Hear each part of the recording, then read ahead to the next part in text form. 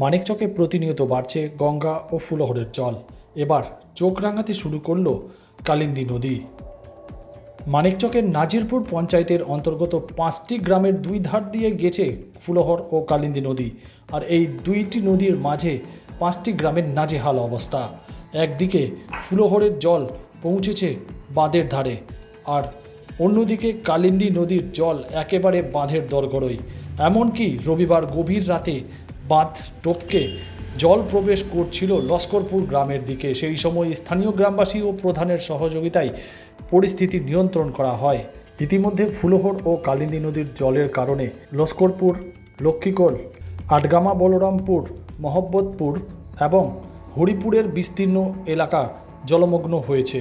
অনেকের বাড়ির বারান্দা থেকে শুরু করে বাড়ির ভেতরে রয়েছে জল।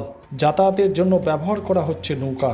অন্যদিকে লক্ষ্মীকোল, মহব্বতপুর এলাকায় ফুলহরের জল একেবারে বাঁধের ধারে রয়েছে। এই পরিস্থিতিতে বাঁধের বিভিন্ন জায়গায় ইঁদুর ছিদ্র করে দেওয়ায় সেই ছিদ্র দিয়ে জল প্রবেশ করছে সংরক্ষিত এলাকায়। এই ফুলহর ও কালিন্দী নদীর জলের দুই দিক থেকে চাপার মধ্যে নাজেহাল অবস্থা নাজিরপুরের 5টি গ্রামের।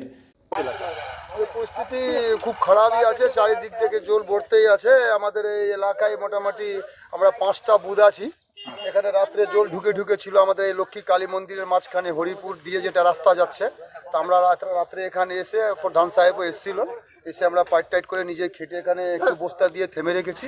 প্রায় 3 আঙ্গুল জল আর উঠলে আমাদের এই 5টা বুথ আমরা ভেসে চৌপাট হয়ে যাব। খুব অতিঙ্গুই আছি আমরা।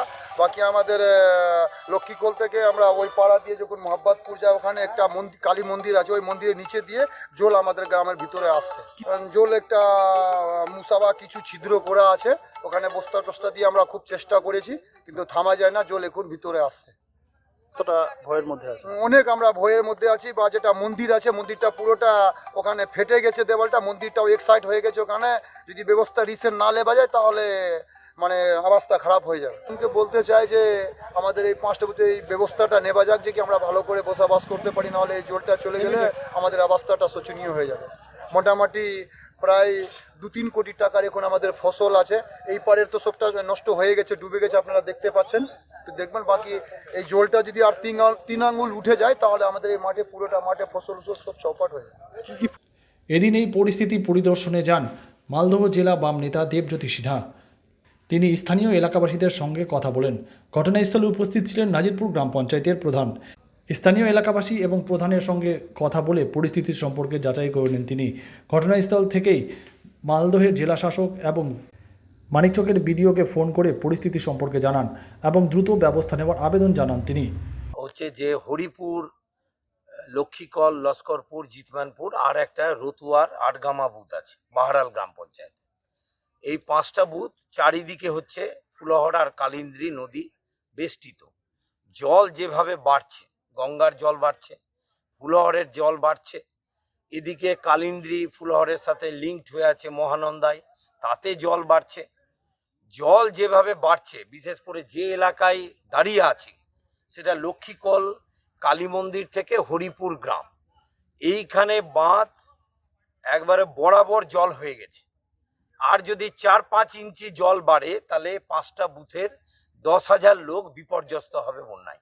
আমার মনে পড়ছে খুব সম্ভবত 98 সালে এই গ্রাম পঞ্চায়েতের আমি বিরোধী দলনেতা ছিলাম, তখন বন্যা হয়েছিল। এই কিন্তু দীর্ঘ 27 বছর ধরে বন্যা হয়নি। আসলে এগুলো হচ্ছে কেন? এগুলো হচ্ছে সেচ দপ্তর এই বাঁধগুলো রক্ষণাবেক্ষণ করে না, দেখভাল নাই। ওই যে ওখানে দেখে এলাম প্রাক্তন প্রধান প্রয়াত কেদার কর্মকারের বাড়ির ওখানে ইঁদুর ছিদ্র করেছে, ওই দিয়ে জল বেরোচ্ছে।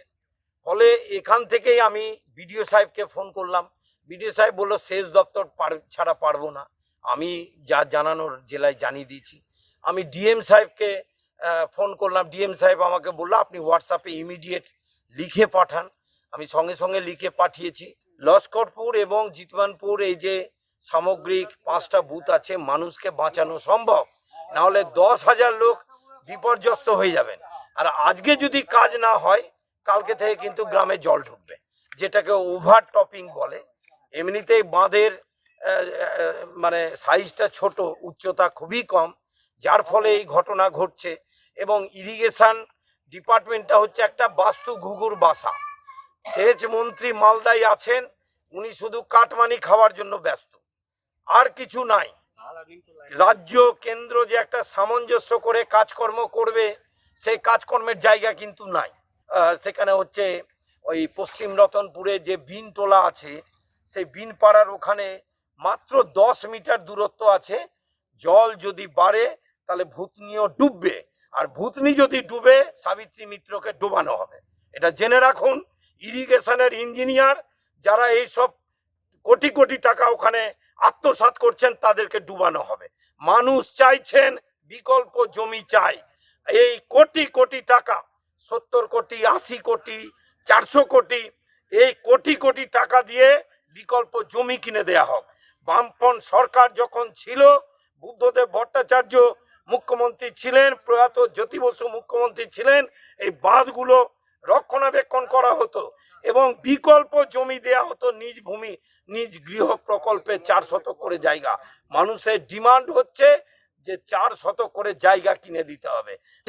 আমরা বলছি যে দ্রুত কাজ শুরু হোক এবং লস্করপুর জিতমানপুরের মানুষকে এই বন্যা থেকে বাঁচানো হোক, এটাই আমাদের আবেদন। Bureau news Bangla Times.